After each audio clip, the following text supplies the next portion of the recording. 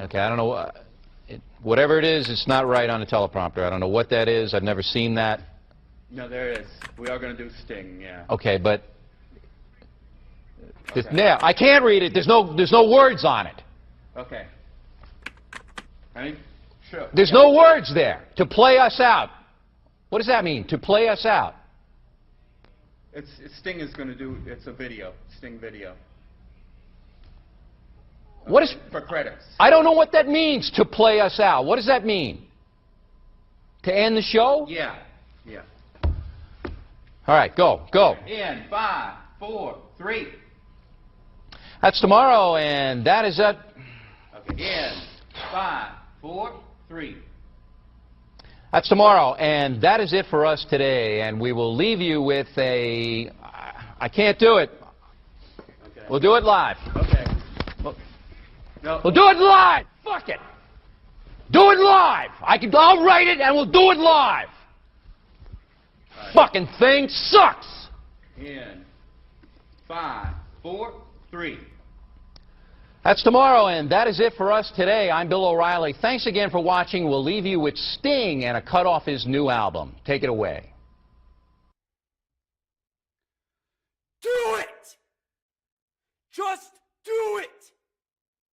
Don't let your dreams be dreams. Yesterday, you said tomorrow. So just do it! Make your dreams come true! Just do it! We obviously didn't communicate clearly. We're here to discuss your surrender, not mine. Tú eres tan romántico molestando con una vipa. Me preguntas si te quiero. Yo te digo que no estoy lista y no quiero comenzar. No hay nada que pensar. Yo te dejaré atrás. Mientras gano más y más. No estás en mi nivel y tú no eres obligación. No estás motivada y tú aburres mi corazón. Eres un idiota sin inteligencia y razón. Entonces déjame tranquila mientras escriba tu canción. Tú eres tan romántico molestando una vipa. Me preguntas si te quiero. Yo te digo que no estoy lista y no quiero comenzar. No hay nada que empezar. Yo te dejaré atrás. Mientras gano más y más. No estás en mi nivel y tú no eres obligación. No estás motivado. Corazón, eres un idiota sin inteligencia y razón. Entonces déjame tranquila mientras escriba tu canción. Estoy aquí a disfrutar. Estoy aquí pero quiero gozar. Si quieres a mí pero vamos a bailar. Cintura a cintura, papi, tra, tra, tra. Bailando, gozando y me gusta tomar. Pero no quiero pendejos que no quieren respetar. Déjame pendejo, papi, ya no más. Déjame pendejo, papi, ya no más. Estoy aquí a disfrutar. Estoy aquí pero quiero gozar. Si quieres a mí pero vamos a bailar. Cintura a cintura, papi, tra, tra, tra. Bailando, gozando y me gusta tomar. Pero no quiero pendejos que no quieren respetar. Déjame pendejo, papi, ya no más. Déjame pendejo, papi, ya no más.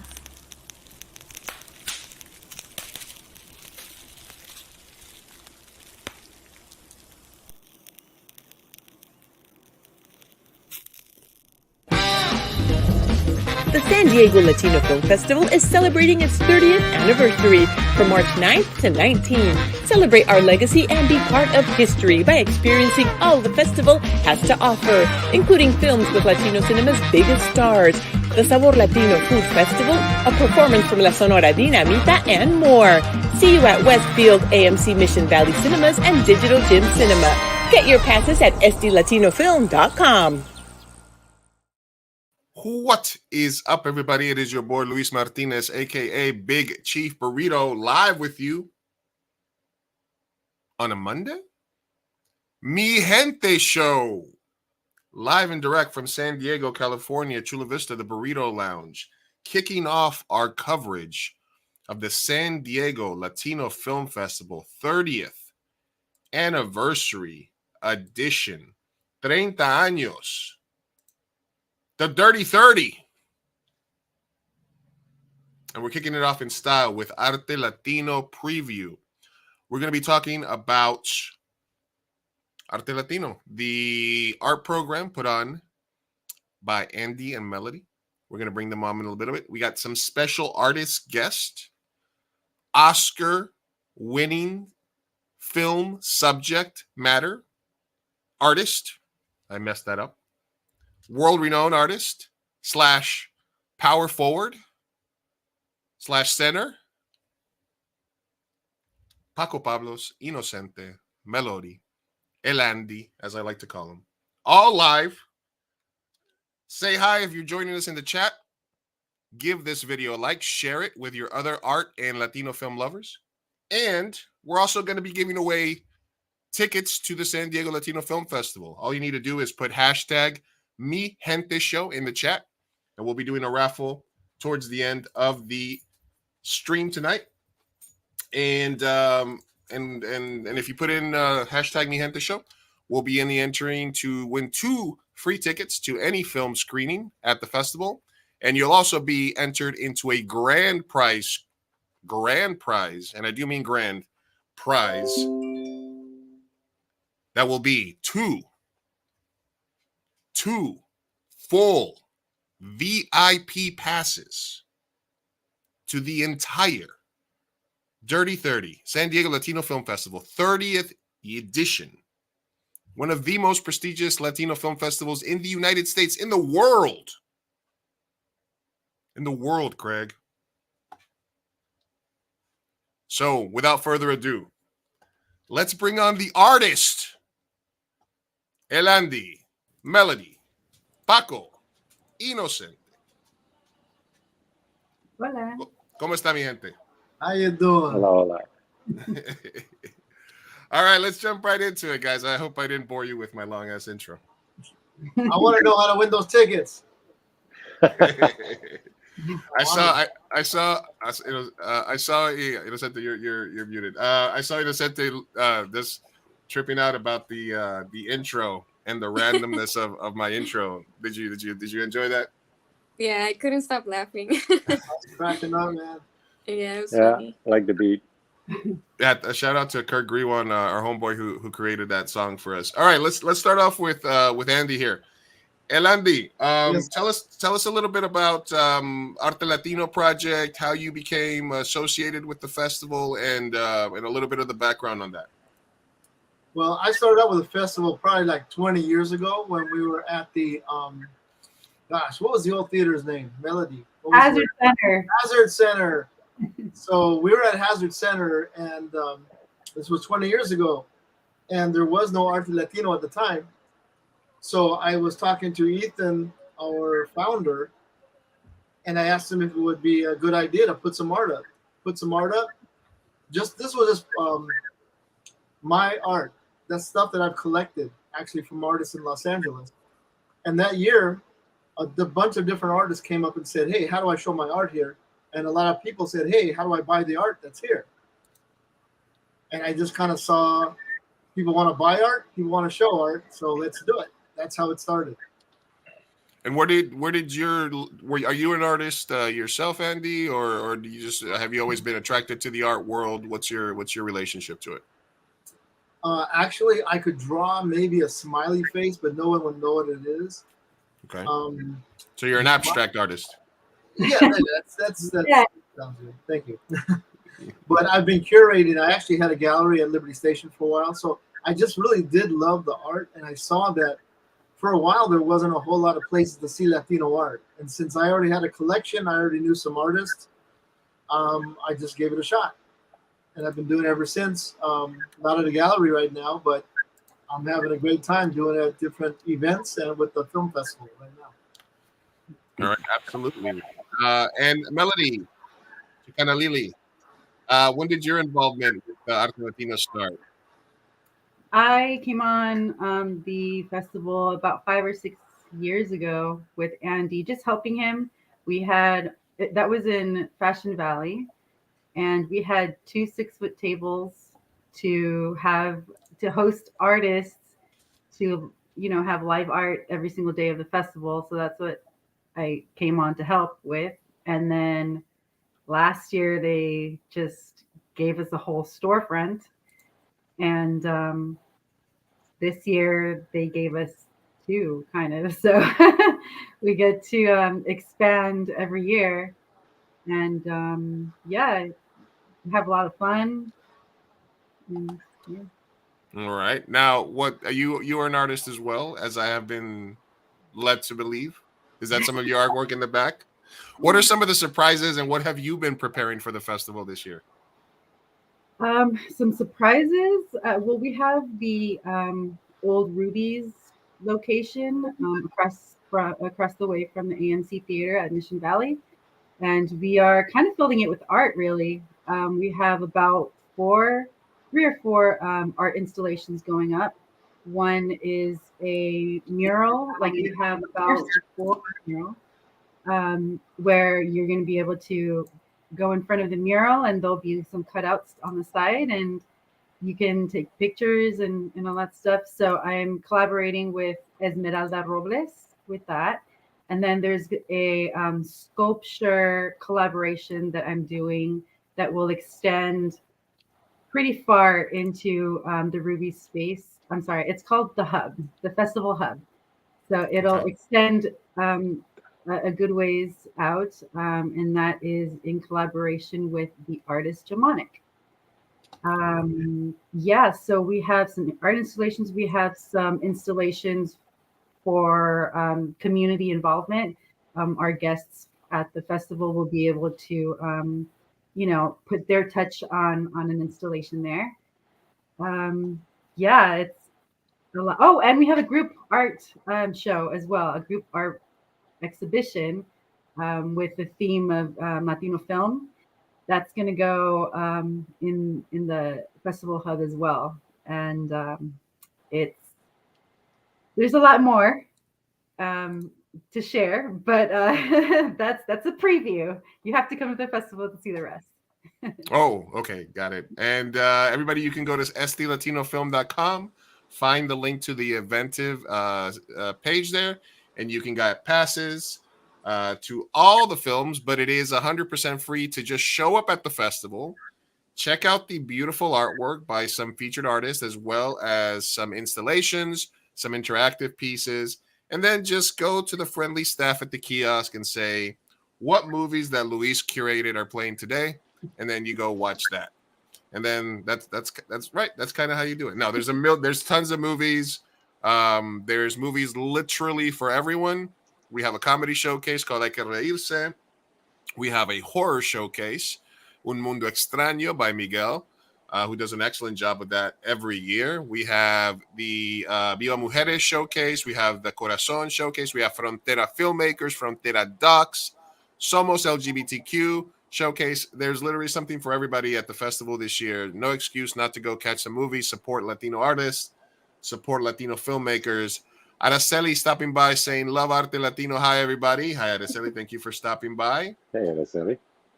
All right, let me jump over to Inocente, because as a filmmaker first, I was very honored to have the subject of an Oscar-winning film from 2012, short-form documentaries. Very excited to have you on the show. Can you give us a little background as how your life has changed since that documentary came out, and how do you feel that it affected you as an artist and as a person? So I'm going to try to keep it short, but in 2009, when I was about 15 years old, somebody made a documentary about me, my life being a homeless teenager here in San Diego, and me wanting to pursue art. And as anybody that lives here in San Diego, and anybody knows, San Diego has a huge homeless issue here. So they followed my life for about 2 years. In 2012, I believe it aired on MTV. And then in 2013, it won the Academy Award for Best Documentary Short. I think it impacted me in a way where I was so young, so I felt so alone. I didn't really, back then, social media wasn't super big. For example, Instagram, I didn't make my Instagram account until probably 2012. So I really was having a hard time connecting with any other artist or anybody that was going through the same thing that I was going through. So social media really helped change my life in a way where I was able to connect with artists, and the documentary really helped me see that, I wasn't alone in my pursuit in becoming an artist and, not having a place to live. So it really helped me connect with people from all over the US, all around the world, and especially here in San Diego. And I think that's, I've known Andy for quite a while now, and we've stayed connected. And again, this documentary really helped me connect with so many people, and it's changed my life in that great way. I as somebody who when I went to film school, I wanted to learn how to make documentaries because I figured narrative filmmaking was something that anybody could do. But I really felt that there are techniques and things that documentary filmmakers have to do, because there's a theory that as soon as you start recording somebody, they're no longer being natural, right? They're no longer in their natural environment. Even with wildlife documentaries, once you put the camera on, it changes the complexity.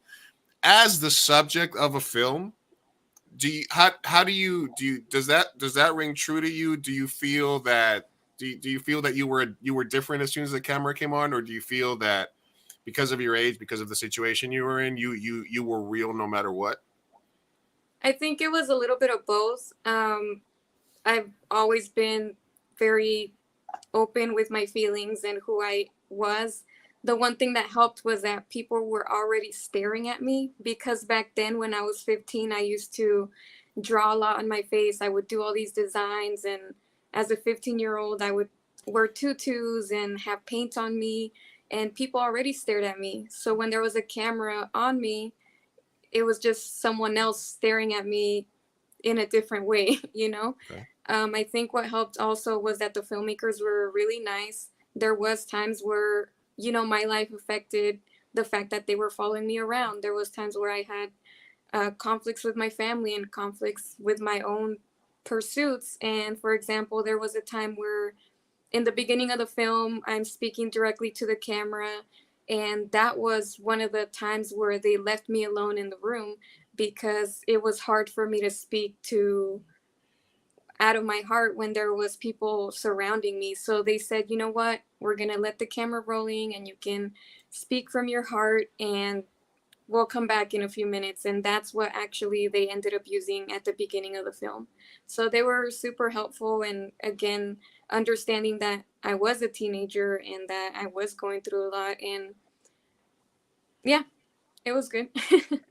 Absolutely. And what does it mean to you, 11 years later? Well, the other thing is they followed you around for 2 years for a 40-minute movie.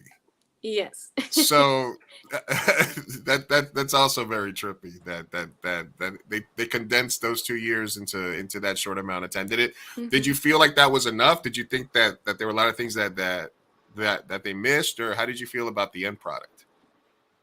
So, truth be told, now I don't really watch the film. Whenever we do screenings, I don't sit and watch the film, because there is things on there still that are very touchy for me.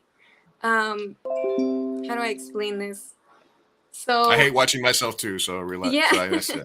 So it was 2 years on and off that they filmed. I trusted that they would make the film true to what was going on with my life. Of course, there was so much more that happened that they didn't get to end up putting in the film, but there was also a lot of things going on. Like there was no more funding for the film at one point, so that also contributed to the film being a little bit shorter. Like I said, it's hard for me to watch it now because they interviewed my mom separately from me. And even now, like all these years later, like my relationship with my mom is still a little bit strained. So that's why I don't watch the film, because there is, things that, even back then are still true now. Absolutely. And what does it mean to you currently, 12 years later, to be part of, the art installations for the 30th anniversary of the San Diego Latino Film Festival? Does it put your because you're still obviously very young, your career so far in perspective? How does that make you feel in regards to it being your hometown and how far you've come? I mean, it means a lot to me because after the documentary, won the Academy Award, it became a big deal, and I got asked to show in like Denver and New York, and I never really had another art show here in San Diego. So then in 2019, it would have been my 10th year anniversary since my first art show in 2009. But the pandemic hit, and I was going through a really nasty divorce. So, I kept getting it pushed back. So this is really me showing at the Latino Film Festival is super important to me because it shows that after everything that's been going on, I'm still doing art. And I always, that's such a big part of my life. I've done art through being homeless 20 more times that the film doesn't show, as being homeless as a teen in the film, and then being homeless as an adult, which was super, super different. And all those like years, I've still been able to keep doing art. And now, thankfully, I live in a new place and I'm doing a job that I never thought I would be doing. I work as a property manager now, and that helped me to get back up from where I was, and I'm able to do my art again. So these past 2 years, I've been really working on a lot of art, so I will be able to show a lot of my new art and how my art has changed. It's not as messy as people will see in the film, mostly because, when you rent an apartment, you have to give a deposit, and you want your deposit back. I don't want to make a mess. I don't want to get paint everywhere and destroy the apartment. So I've had to adapt my art to the different surroundings that I've come across. So she'll be there for the intro. She'll be showcasing new art. She'll be there, but she'll quietly sneak out the back while they're screening the movie.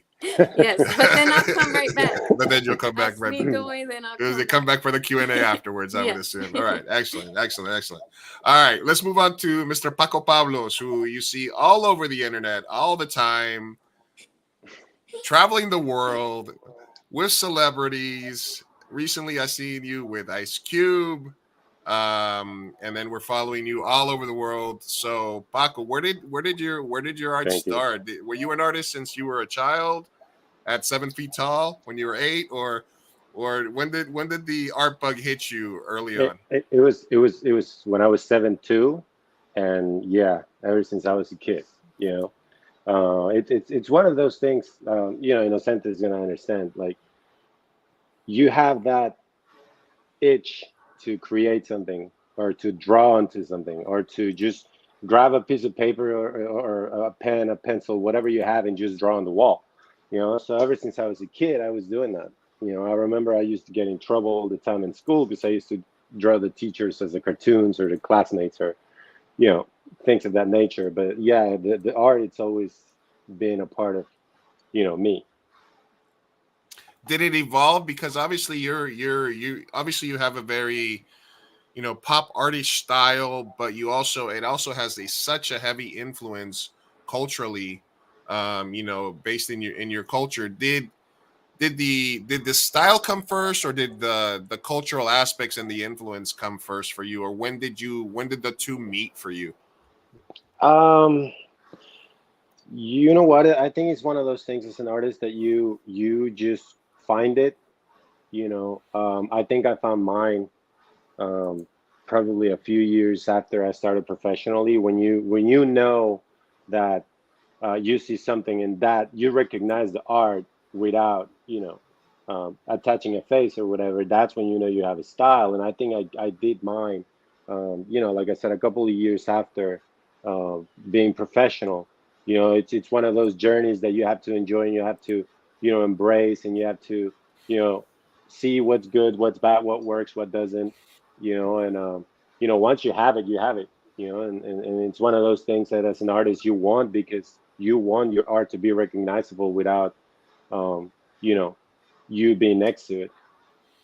Yeah, absolutely. And what can we expect? And I know you started dabbling, or we finally got to see some of your live interactive art. When did that start for you? And should we expect to see more of that this year? Yeah, definitely. That started during COVID. I think that COVID hit everyone in a variety of angles, and one of the most important was the interaction with people, right? Since we couldn't do anything, and as an artist, art exhibitions it's what we do to make money. Networking is what we do to make money. So when you cut that out as an artist, you get your your possibility is very limited. So I started to mess with digital artwork, which I always was against. I always was like traditional. No, I need to feel it or this and that. So I started to do some animations on, work on digital. I started to get the kick of it, and then I started to do my research on how to apply it in the newest eras. So that gave me the opportunity to get in touch with new technologies and being able to be recognized as the bridge from traditional arts to digital art, just by the fact that we're using those technologies in the artwork. So that's really cool. And of course, that's something that we're going to keep using in my exhibitions. The goal is to have all of them being interactive, as well as the clothing brand. The clothing line is something that we're really looking forward to keep bringing some cool designs and some stories to be told in animation through the technologies. Okay, I need a 3X extra tall hoodie or T-shirt, please. Yeah, believe me, I'm on it. Those are the ones I wear. So yeah, I please, got you. please. I need one at the festival this year. Yeah. Because you mentioned it, and I wanted to jump in, and I want to give you guys a chance to all talk about this, because there is a conversation being had by artists all across the world right now regarding maybe not necessarily technology in art, but also the step up from that to AI art. And I know that you had that Andy, Melody, you guys have posted some things about it. And I am myself personally against it in a sense. I think that there is a useful place for it in some areas, like, for example, as a filmmaker, for storyboarding, for concept art, for being able to kind of give people examples of things. But I do find that it is strange that so many people, and they were mostly non-artists, embraced this app really so quickly that it started flooding everybody's timelines. I want to give each of you an opportunity to answer what you feel about AI art. I do want to thank everybody that's joined us so far. First, we are live with at Mi Gente Show. Make sure that you guys are following us at Mi Gente Show on Instagram, Twitter, and Facebook. We will be streaming live several times before the festival and live from the festival. Mi Gente Show is a proud official media sponsor of the San Diego Latino Film Festival this year. You can catch us there. And I want to thank Angie. Thank you for stopping by. She says, lovely. Julio says, saludos to all the San Diego Art Society. Amazing artists. Looking forward to seeing them at the festival. Thank you for stopping by. And I want to remind everybody, go ahead and type in hashtag Mi Gente Show, hashtag Mi Gente Show in the chat, whether you are on Facebook, YouTube, etc., and you will be entered to receive free tickets to any screening, as well as a grand prize of 2 full VIP festival passes. That includes all the screenings, opening party, closing night party, and most importantly, Sabor Latino. So make sure that you're following that Mi Gente Show to keep in touch. We'll see you guys at the festival.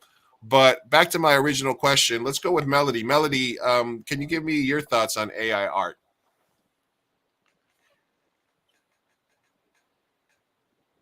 No pressure.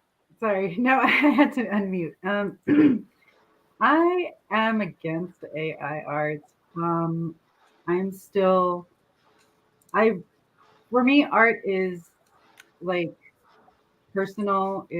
I do like to touch it, like Pako was saying. It's about the energy put into something that someone makes with their hands or however, but that's their energy. With AI art, I mean, it's just an image, and it's using other images from the internet, right? From what I understand.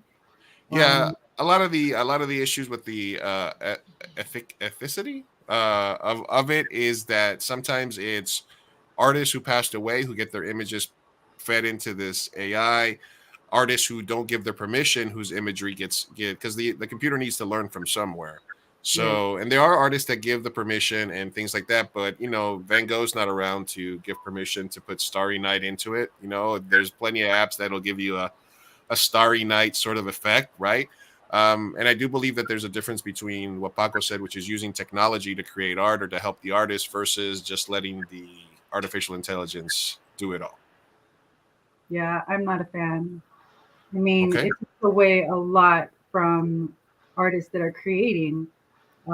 It's just there's no like core to it. It's just kind of stealing and why? I mean, okay, I understand what you were saying before for filmmaking. I mean, storyboard, I get it. I understand that. But as art that means something, I mean, I think because we're so bombarded with so many images all the time on social media, I mean, it's right on your phone. So it's a lot of, I don't think some people that don't understand art maybe Uh-oh. You're will calling just people that don't understand our dummies. That's no not a no good, no that's a no great no move. I just those that don't really connect with art, I think it's just easier just to see AI art as like just an image, and doesn't with no substance maybe. All I right. don't know. That's what my opinion is. Raquel, thank you for stopping by. Raquel's another artist here locally. Put that back in as Mi Gente show, Raquel, so that it counts as an entry. Angie, thank you for typing in Mi Gente show in the chat. You're entered into the drawing. Thank you for stopping by. I'm just messing with you, Melo. I understand what you're talking about. Andy, why don't you give me your thoughts? Well, actually, I'm just really old school when it comes to art. I want to know. This is just my personal opinion on the art that I want to buy and I want in my home. I want to know that somebody took a paintbrush or some kind of tool and created this, with their hands. But I also know and also realize that technology is taking off when it comes to like what Pako does with his art just blows my mind because the technology he uses makes his art come to life. But that's technology. It doesn't take away from the fact that he creates the art originally with his hands. You got NFTs also that I've been talked to a lot about those, and I get it, but I don't. It doesn't. Andy, you prefer your tokens fungible. I understand. Pretty much, yeah. I don't want to show a friend, hey, look, I bought this piece of art, but it's only on my phone. That's not art to me. The concept of digital scarcity is a hard one to grasp. I understand the concept of NFTs and it in the right context, to help empower artists, to help give the art some value, and if we get to the point where you can regulate the use of something like that. But as of right now, there's nothing in the world that stops you from right clicking on an image or taking a snapshot or a screenshot so that you can have said image. So unless you can change the way people use computers and technology, it's weird because it's technology that makes NFTs not really digitally scarce, because until you unless there's a penalty of law that says you can't screenshot this and then have it as your avatar, you can't do this, or YouTube and Reddit and all these other companies say you can only use this as your profile picture if you own it, then there's really no way to get around that part of it, in my opinion. Pako, do you agree as somebody who uses a lot of technology? I think that obviously you kind of see it coming, right? I mean, technology is evolving in ways that we're doing things and it doing things by itself that it's just amazing, right? As an artist, I think that personally I enjoy how it looks, because as an artist I enjoy how it looks, when things are visually likable. The aesthetics. But exactly the aesthetics of it, they are great. Some of them are amazing. As an artist, I can tell you that I don't really have an issue with things being created that way, because at the end of the day, us as an artist, we do survive in this world creating original content. So original content is always going to come out from here, not from a computer. Just because a computer, just like Melody said, it's a recollection of images that the internet has, and it just puts it together in a way when you throw it an idea, but it's something that it already exists. It's like the things, it's when I paint a Michael Jordan, if I about Jordan, I see the way I see him, you know, the way I perceive him, you know, and it's a different thing. Uh-oh. Pako might be buffering. All right, we'll give Pako a moment to buffer. Do I still have Andy, Melo, and Inocente here? All right, got it. All right, we'll wait for Pako to reconnect here. Oh yeah, you're there. Did you connect back? You froze a little bit, Pako. Yeah. I know. My bad. Here is still raining. So, yeah. Okay, like I was saying, I mean, as artists, our job is to create original content, original paintings, original whatever craft you do. It has to be original. That's our job as an artist. You know, whatever, even if it's the same picture but in a different angle, that's original. Again, that's something that nobody has seen. You know, that's the difference that I perceive as an artist from the AI. You know, because like I said, AI is going to give you something that might appear to be new, but it's just a refried of images. You know, instead of us as artists, we're going to give you something strictly new. You know, whatever it is, that it's going to be strictly new because it's just brand new, created, handmade. You know. Yeah, absolutely. And one of the things that I thought was sort of bad about this trend of there's this new app, let's all use it, let's all give it permission to our images and, you know, what have you, is if you really want a cool profile picture that makes you look like a Simpsons character, or you want something in a pop art style, or you want something in a, you know, if me, Luis Martinez, wanted a cool ass you know, Pako Pablos style image for Mi Gente show, hint, hint, or something like that, why wouldn't I just reach out to an artist or a similar artist, even if you go on Fiverr, to find somebody to make that art for you? Somebody where, you know, you're contributing to, even if you go pay an artist $50 or $100, a starting artist, or $200 for somebody to create some art for you, to create a logo for your show, to create a background image for a brand that you have. It is 1,000 times better to do something like that than to pay $9.99 and give your rights to an app to then just have a robot do it for you.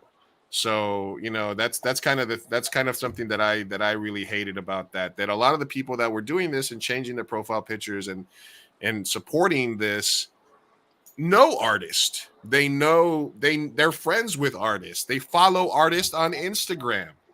You know, reach out to those artists. When I wanted a memorial painting for my dog that passed away, I found an Instagram artist that did memoriam pictures of pets. I reached out to her. She charged me something and she told me this is what it is. And I got it. And it was a physical piece of art. I didn't go download the pet memorial picture app so that I could get something made. So I feel that it is, you know, as Melody said, those people are ignorant. And to quote her exactly what she said earlier, when she said those people are ignorant, I do agree with you, Melody. That was a strong point that you made there. That was strong. I did not say that. All right.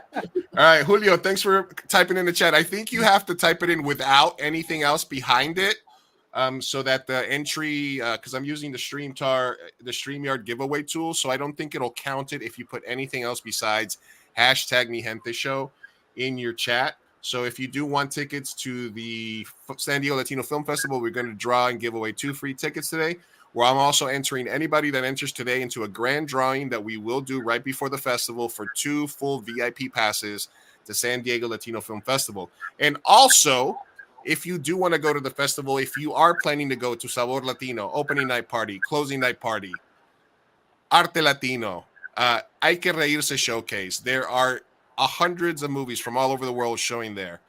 Please use code Mi Gente Show when you check out, and you will get 15% off all your tickets. So please, if you're going to go to the show, if you're going to go to the San Diego Latino Film Festival, go ahead and use Mi Gente Show as the code at checkout, and you'll get an extra 15% off, courtesy of your people here at Mi Gente Show, of your gente. There you go, Julio. You're entered. It counts. All right. Julio. Got it. All right. I want to give Inocente a chance here to talk about the AI NFT debate. Go ahead. Now I'm scared to say anything. I think for me, I think sometimes I I tend to compare it to like fast fashion, where like I'll take a few steps back, like how Pablo was saying, prints and digital art. In 2009, when I had my first art show, I mean, for me, it was just about making art. Like, I just love painting, and that's all I wanted to do. And I wanted to share my art with people, but I didn't understand how I could share my art in other ways. So for me, it took me a while to finally say yes to even making prints of my artwork, because I really wanted my artwork to stay that original, where I didn't want to make prints of it. But then it kind of took away from having more people have my art and making it more affordable for the people that couldn't afford the original paintings. So when it comes to digital art, I just feel like it cheapens, artists who work really hard and who, they make it their life to become where they are now. Like for me, the art that I paint now, I would have never thought that this is how my art would have evolved all these years. And again, like my art has evolved with the different things that life has thrown at me. There's been times where, again, I didn't have a place to paint. All my stuff was in storage and I wasn't able to create. And now that I'm able to create, my art is going in so many different directions. And that's, I think, something that a computer could never duplicate. So I don't know. Yeah, I think a computer can replicate like I think Paco said as well, the aesthetics, and it can the look, but I don't really think that any computer can put the pain and the journey that the artist went through to get to the point where they were able to make that art. And so don't support AI art. Delete that app. Go find an artist, and if you want somebody to give you some cool original art, get an artist to do something for you, and get something and don't look like everybody else. Don't be lame. Don't be an ignorant person like Melody said. Don't do that. Inocente, since I'm talking to you right now, do you identify at all with one of my favorite artists? I have him back here, Jean-Michel Basquiat. Street art. Keith Haring, do you associate yourself, or do you find inspiration in those types of artists that have been in similar situations, out there? Do you feel that your situation is sort of unique, or have you or other artists that you feel maybe have gone through similar experiences as yourself? I think the more I've been a part of the artist community here in San Diego, the more I realize that everybody's art came from a struggle that might not be similar to mine, but was equally as painful. So I think for me,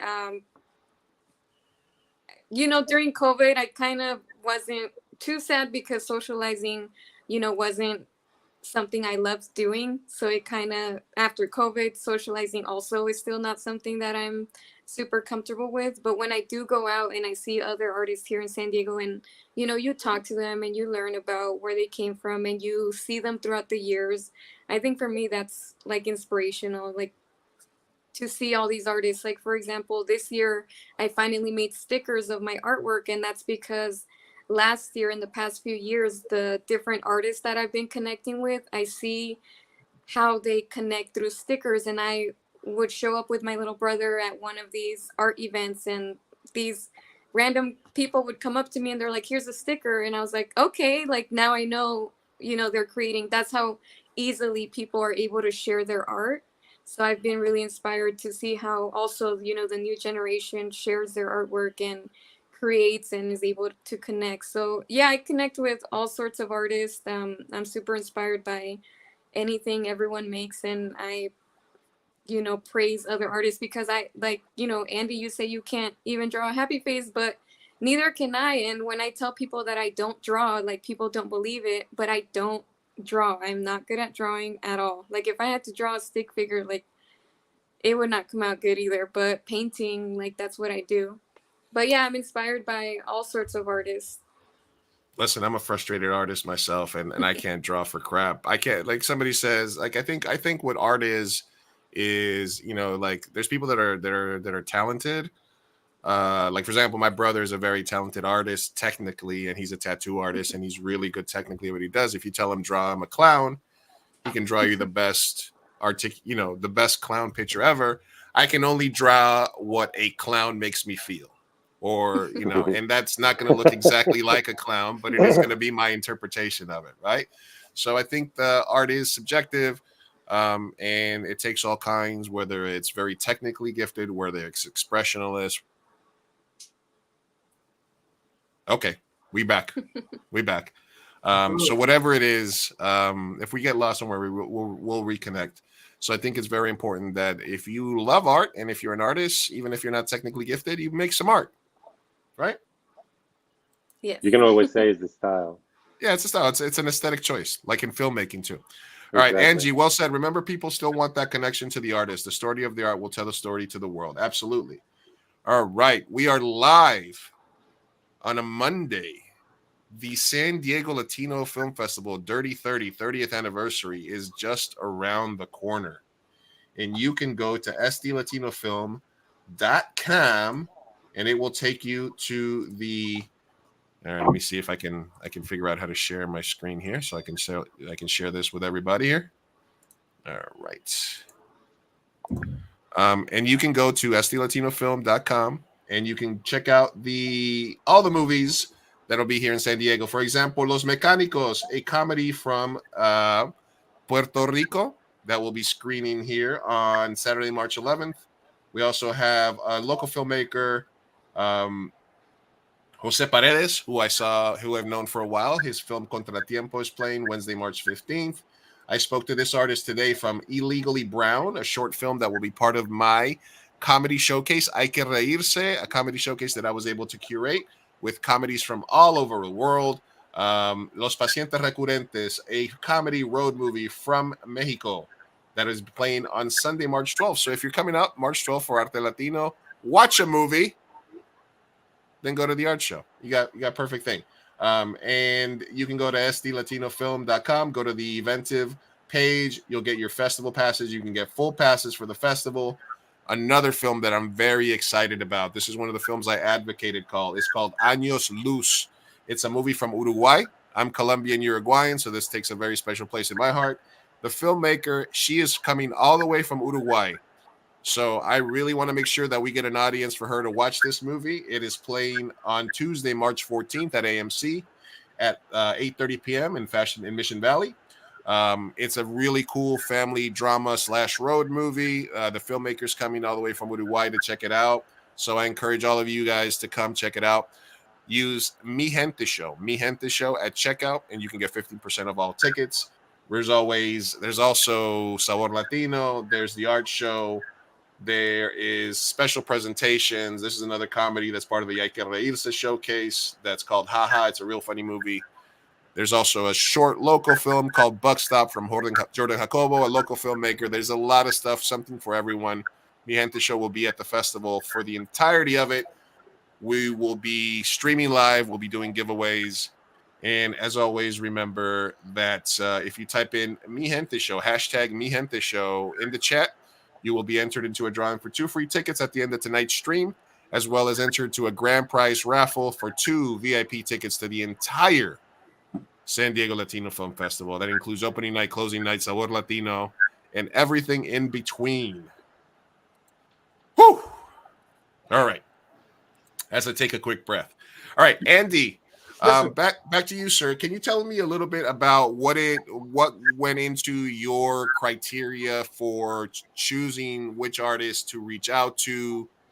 Because obviously you have a wealth of art knowledge and you know a lot of people in the art world. What goes into the curating aspect, picking the types of artists, a mix of artists that will fit well with, such a monumental event, the 30th anniversary? Well, one thing that I look for is not cookie cutter artists. So you can find cookie cutter artists, and it's funny because they're selling big pieces for a lot of money. You'll find these artists in Del Mar and La Jolla selling for a lot of dough, but it's like just stamped. It's this cookie cutter stuff. And for me, when you look at Paco's art, you look at Inocente's art, they're absolutely, completely different ends of the spectrum. They're awesome. I mean, I am in awe of the four of you here because all of you as artists and filmmaker, you know, I think it's amazing. But for me personally, I look to art that's different. And again, look behind Inocente right now. That's different. It's awesome, but it's different. And can't see anything from Paco's up right now, but it's amazing. And Melodies, man, the stuff she does with not just paint, but she infuses everything from toothpicks and corn husks and all kinds of cool stuff to make her art. So that's what I look for. But to be really, really honest with you, this year, Melody has been doing a majority of the, you know, the work on this stuff, and she's been, you know, gathering a lot of artists and art together. So I got to hand it to her. She's really kicking when it comes to, you know, what we're doing this year. And with her input, we're just gonna, you know, this is gonna be above and beyond anything we've done before. All right, Melody, same question to you. I know you're also involved in getting some artist vendors to show up and some of the special events, but what are the criteria and what are you looking for when you're gathering or reaching out or deciding what artists to accept as part of the process? Well, kind of the same uniqueness, things that I haven't really seen before. There's, for example, a few weeks ago, I found actually, I think he reached out, a photographer that I loved his images. And we actually don't have any, I don't think we have any photographers except for him involved in the festival this year so far. And I mean, if it catches my eye, if it's unique, color, techniques, we have more abstract artists this year, things like that, to really represent all Latinos, not just, you know, we have a lot of Mexican American Chicanos here in San Diego, but, you know, more inclusive of Latino art is really what I've been looking for. And we have a great selection of artists this year. We're going to have so much art, so many pieces of art all over across the festival. It's really exciting. Well, if you need a Colombian Uruguayan artist, I do have some of my stuff up here. You can see some of our artwork up there, you know, in case you guys need another piece, just let me know. I'll bring it down. You know, yeah, sure. I'm just kidding. All right. Thank you for everybody that's stopping by. We're live here with the Arte Latino crowd for the San Diego Latino Film Festival. G-Monic says Robert Art has no heart and no attitude. Soulless. Agree. Angie, thanks for stopping by again. Lovely panel today. Congratulations to all of you for uniting the art world. I don't know if we're uniting the art world, but we are getting a nice little piece of it together here for a nice celebration of art and Latino culture. All right, Pako, quick question for you, because I know that your background does not only involve art, but also involve basketball. You get the option of these two things. All right, you can be the 12th man on the Utah Jazz for an entire basketball season. You're gonna get maybe 8 minutes the whole season, but you're gonna get on there. You got a uniform, or you get to do a month-long exhibit of your artwork at the Whitney Museum in New York. Which one do you choose? Oh, the exhibit. The exhibit. All right. No question. That was easy. No, hands down. Hey, man, that's hands a full down. guaranteed year-long contract. It's the Utah Jazz, man. It's the Utah Jazz. I mean, all right. What if it was the Lakers? What if it was the Clippers? Not the Lakers. What about if it was the Clippers? Dude, really? No. It's still the exhibit. Still the exhibit. All right. But if it was the Lakers, you'd say the Lakers, right? No, I would say the exhibit. Okay, the exhibit. All right. I just wanted to see which way your heart tugged you in that direction. Yeah, no, I did. I'm at peace with what I did play in basketball, so I don't have to, go back and see like, oh, what if? And, so yeah, I'm happy with, especially an exhibit like that. Yeah, no, go for that. Okay, all right, absolutely. I got you. All right, let's wrap this up with you guys because I know you guys got more art to do. Andy, give me some closing words. Why should people come out this year? The significance of the 30th anniversary, the mix of art that you and Melody put together. Give me the key reason from your perspective that people should come out to see the festival and to see the Arte Latino. Mainly because it's not just film; it's film, live music, live art. Some of the best artists you're going to see. Meeting them, buying pieces from them. Our goal this year is to make it an experience every day. So you walk away not thinking, oh, that was a cool film, but you walk away going like, wow, I heard music, I saw art, I saw a great film, and I experienced something that I don't get to experience most of the year. All right, Melody, same question for you. What is the key factor, other than the Q&As that I will be hosting, for people to come out to the festival this year? Same. It's the 30th anniversary, 30 years of film, of Latino film. And it's exciting. Just like Andy says, we're going to have so many different cultural parts of being a Latino in the United States. Everything from art, the food for Sabor Latino, the music. I mean, it's going to be so amazing. Better than any other year, probably. No, for sure. All right. And Inocente, tell everybody where they can follow you, where they can find you, so that they can keep up with your journey. And what is there anything special that you're bringing to the festival this year that you're excited for people to see? A new technique, a new color palette, anything else like that? I think, like I mentioned before, that all these years I've had to adapt myself and my art to my new surroundings. So hopefully this year people can see that I am in a better place in my life, which, a lot of us hope to be in a better place at all times. So hopefully it shows that I'm doing okay and I'm doing a lot better than I was a couple years ago. I'm looking forward to sharing this art that I've created in times of pain and healing. So these days I am mostly on Instagram.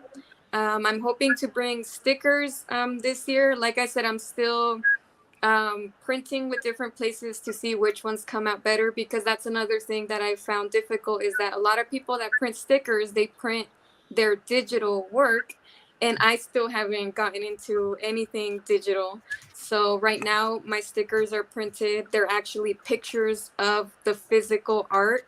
So I'm still toying with the stickers and how they come out. So anybody can find me on Instagram. I'm looking forward to sharing my art again. It's been a long time since I've had an art show or been able to share my art with people here in San Diego. And I'm looking forward to meeting other artists. And every time you mention Sabor Latino, I'm hungry. So I'm looking forward to that. And if anybody wins those VIP and they need a date and they want to take me, Okay. Just saying. There you go. All right. Angie says, can you share your IG, please? It's Inocente Art, all together. Inocente Art. Yes. I love it. All right. And Pako, are we going to be able to procure some of your cool ass gear at the festival this year as well? What are you bringing? What are you most excited about this year? I really like the theme of this year.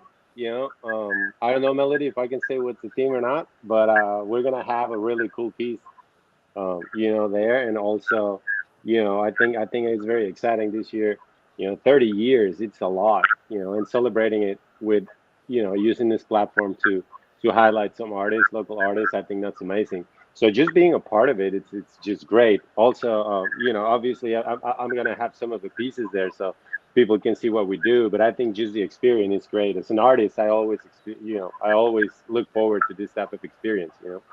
All right, and look forward to taking pictures with Pako where he's 7 foot above you. Those are always fun. I'm 6'2", and he made me look like I was a munchkin. So that's always a good picture to have. That's a picture that I took, and I'm like, I can't share this. I look like I'm 2 feet tall. All right. So maybe we'll get a chair for Pako to sit in, so that when people take pictures we can with take him, a picture sitting down. Yeah. Santa style is the only way you're going to be able to take that. All right, we're going to give you guys one last shot here before I say goodbye to everybody. Go ahead, if you haven't already, type in #MiGente Show in the chat. We're going to give away 2 tickets right now to the San Diego Latino Film Festival, where you can watch any movie that you want, take a date, Take Inocente. Take Melody. Take myself. We'll be around. Hey, why not? Come on. So type in Mi Gente Show for anybody that hasn't already. Before we leave, I want to remind you guys to make sure that you are following Mi Gente Show, my podcast. Sofia Carrillo couldn't be here today, my guest, but we're going to have stickers. We're going to have Mi Gente Show stickers at the festival this year, so I can do sticker exchanges with everybody. Two Latinos React. You can watch us live. Make sure you're following at Mi Gente Show on Instagram, Facebook, and Twitter so that you get notified when we go live. And the main event, Sunday, March 12th, 1:30 p.m., the 10-year anniversary screening of the Oscar-winning short documentary about our guest tonight, Inocente, who I am honored to have on. Come out for the screening. Come watch the movie. Come watch a movie before, afterwards. Take some pictures. Buy some local art. And come have fun, right, guys? Yes. 100%. All right, let's do this giveaway here. Andy, did you type in Comic and Lucha Fest on the 18th? Yes. Yes, there's also a Comic and Lucha Fest on the 18th. Can we say who's going to be there? Is it Lalo? It's Lalo Alcaraz. Yes. But don't tell anybody. Don't tell anybody. Don't tell anybody on Twitter. Angelica, you have to put it all together. Mi Gente Show, all one word. I'll give you a second to do that. Great. Angie says she will take all of us. Oh, thank you. We'll share with my students. Much love to you all. Thank you for stopping by. All right, I'm going to give Angelica a couple of seconds here to type in Mi Gente Show, all one word. And we are going to do the drawing in 1 minute here to see who gets the 2 free tickets that we're going to be giving away today. There you are. Entries, 6 of them. We are going to go select it live. Any last words? Here we go. Pablo, can I get a shout out to my son, Diego Diaz? I don't know. Pablo, can he? Diego. Shout out to Diego. Diego Diaz. Keep it up, man. All right, we're going to do the drawing route in, wow, Lalo Alcaraz, amazing. He's a great follow on Twitter. And I am looking forward to hopefully talking with him leading up to the festival. If he's got time, if not, I look forward to talking to him live. Maybe we can have him on for a quick segment ahead of time for the festival. All right, 3, 2, 1, let's draw.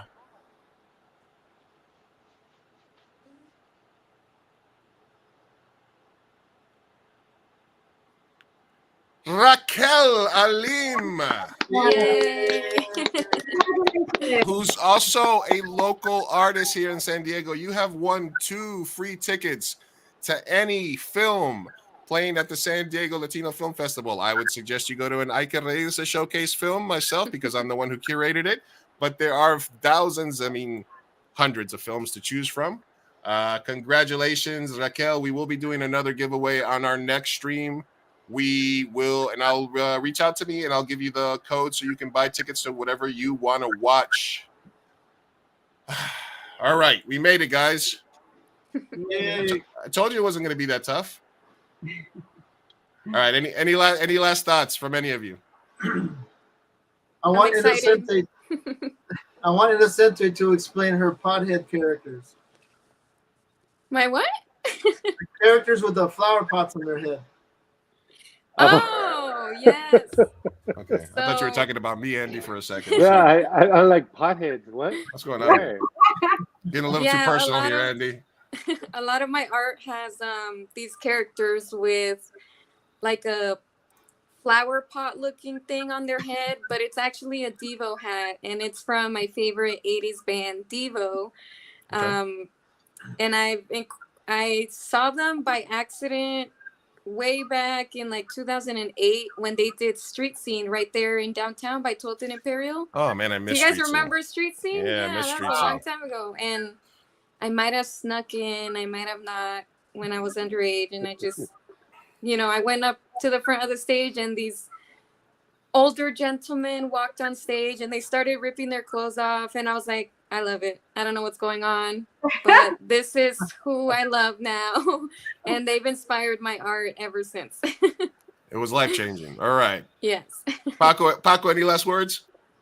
Oh, I just hope to see everyone at the festival. It's always good to support Latinos, always good to support the local artists, and, bring it. And I know, Melody, you have some secret prizes and things that you're creating. I heard some rumors that you might be doing some stuff, some award type stuff there. Are we allowed to say anything about that, or is that going to just be a surprise on closing night? Well, we've had examples at the media kickoff party, so yeah, we can say, right? All right, yeah, go ahead, yeah, say it. So say it, girl. Well, I created the awards for the Corazon Awards this year. For the films for this year. It's 16 awards, I believe. So they're all original pieces of mine. It took a few months because I'm still healing from some stuff that I had a few months ago. But it was a challenge. I've never made so many pieces of art post stroke. Like, What? I mean, I've just been creating, and it's really exciting that my pieces will be, Going home with people. going home exactly as awards. So it's really cool. Look, and I'm not putting any pressure on any of you, but I got space behind me. I do a stream. So You can always commission me. I'm going to look for an app first, but if not. So if you guys want to promote any art, I'm always looking for stuff back here in the background, something colorful, something cool, somebody dunking somebody's severed head, whatever. I love it. I love all of it. All right, guys, as an artist, as a filmmaker, as somebody who considers his films his art, I have nothing but respect for physical and visual artists. You guys do a lot of awesome work.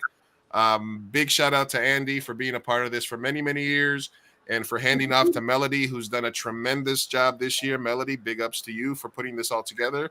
We're all happy that you're healthy, and we hope that you are pacing yourself, that you can be there for the festival for the entire run, because we want nothing more than be able to see what it is that you've put together. And I want to thank Inocente, who I've just met, but I love your story. I love the film. Obviously, as a film buff who's watched pretty much every movie ever, it's literally an honor to have you on our show. Pako, we've been wanting to have you on the show. Glad I finally got you. We'll be able to do a deeper dive into your life at some point together. Andy, as always, thank you for being on. Guys, hang on for 1 minute. I'll come back to wrap it up with you guys. Everybody else, SDLatino Film, use Mi Gente Show as a code to get 15% off. Congratulations to Raquel. Make sure you're following at Mi Gente Show on Twitter, on Instagram, and on Facebook. We will be streaming live leading up to the festival. We're going to be doing a massive preview where we're going to play all the trailers for the movies to get everybody hyped up. We'll be streaming live from opening night as well. Whew.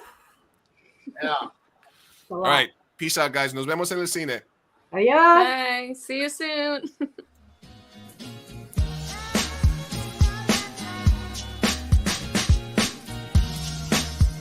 Vamos, papá, hay que irnos. Me estoy aguantando desde que pusieron el domo. Puedes esperar. Muchas personas trabajaron en esta película y solo quieren que te aprendas sus nombres de memoria. Y yo quiero asegurarme de que ningún animal resultó lesionado durante la filmación de esta película. ¡Listo! ¡Uy, palomitas en el suelo! ¡Wow! Espera, parece que Maggie tiene algo que decir. Es su primera palabra.